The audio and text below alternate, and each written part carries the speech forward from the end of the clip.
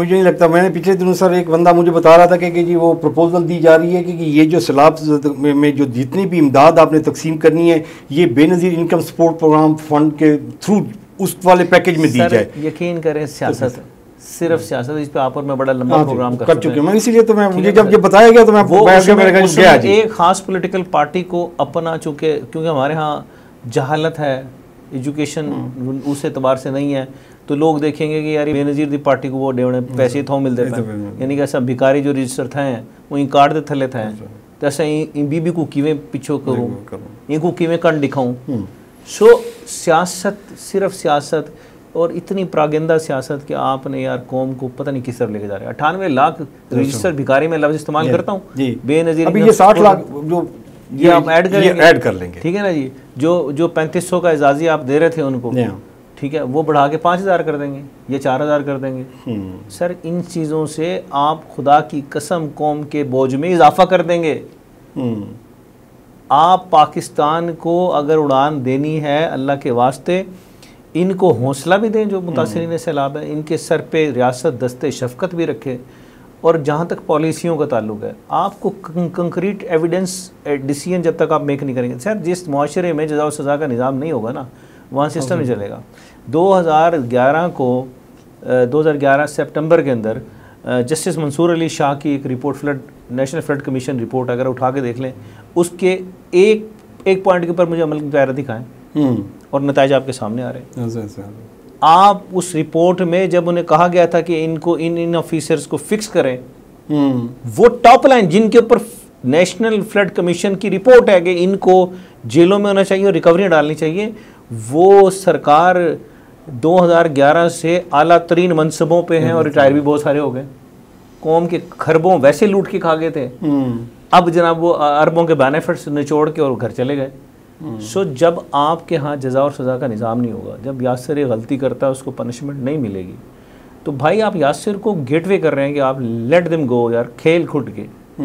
तो बहुत इंपॉर्टेंट है आपको जो पॉलिसियाँ बनानी है उसको अमल दरामद पे यकीनी बनाने के लिए भी कानून को सख्त करने पड़ेंगे। ठीक है। अच्छा, अभी अगर हम इसको देखेंगे कि इसमें सैलाब के जो रिलीफ एक्टिविटीज़ हैं, इसमें जो मुखय्यर हजरात हैं वो तो ऑन देयर ओन वो थोड़ा बहुत कंट्रीब्यूट कर रहे हैं,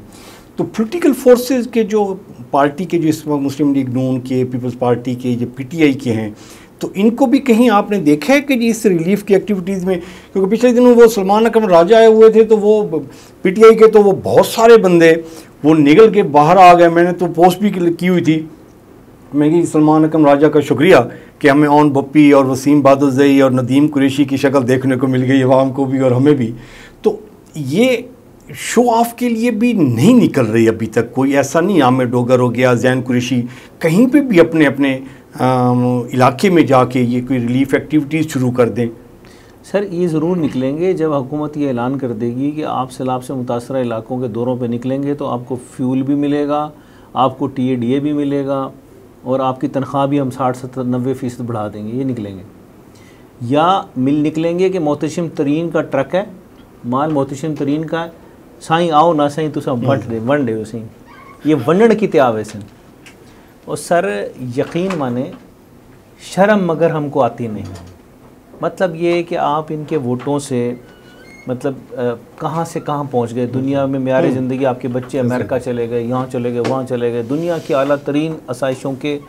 आप अंबारों के नीचे दबे पड़े हैं और बिलाखिर मौत की कड़े में चले जाएंगे, गिर जाएंगे इन्हीं हालात में।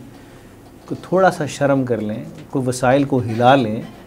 तय कर लें कि यार मैंने कोई थोड़ा सा जो है ना लोगों को अकोमोडेट करना है, मैंने कुछ टारगेट कर ले कि हर बंदा अपनी अपनी कैपेसिटी के मुताबिक कि यार मैंने 10 घर बना के देने हैं, 10 लोगों को उठाना है यार मैंने 10 बकरियां, एरिया है मतलब उस एरिया में तो जाए ना, एक दूसरे को सपोर्ट करें। 10 बकरियां यार मैं लेके दूंगा यार, मैं मुर्गियां चंद ले दूंगा यार, मैं एक आधी भैंस की कैपेसिटी रखता हूँ मैं दूंगा यार, वो तो नजर ही कहीं नहीं आ रहा। उनको ये नजर आ रहा है कि अब ये इनकी जंग क्या हो रही है, वो नून लीग हो, पीपल्स पार्टी हो, सारी हो, वो इंतजामिया से लड़ रहे हैं कि तुसा सी जी इमदाद वंडे सो ते तुसा साकू सदे सो, अब बुरियानी का डब्बा साडे सो, हाँ वो साडे सो जो फोटो सारी छपनी चाहिए। सर शायद हम डिज़र्व करते थे इन हालात के। हमने जो नस्ल तैयार की है ना सर, सियासी नस्ल जिसमें एहसास से आ रही नस्ल, जिसमें फ़िक्र नाम की कोई चीज़ नहीं, दुखों का मदावा करने की कोई सिन्फ ही नहीं उनमें मुरतब होने दी हमने, तो नताइज यही होंगे कि बेचारे रुल रहे हैं। आज ये 17 सितंबर 2025 है, आप 2030 में भी बैठ के प्रोग्राम करेंगे तो हमारा, अगर हम आप सवाल करेंगे कि उनका क्या बना, तो हम कहेंगे इनका